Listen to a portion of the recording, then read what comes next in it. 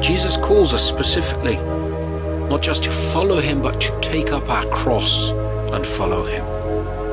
Take up your cross and follow me, he says. Now, St. Gregory the Dialogist teaches us that really there are two principal ways that we can do this. First, of course, is this denial of the body through abstinence and fasting. It afflicts the body. But secondly, we must afflict the heart through love.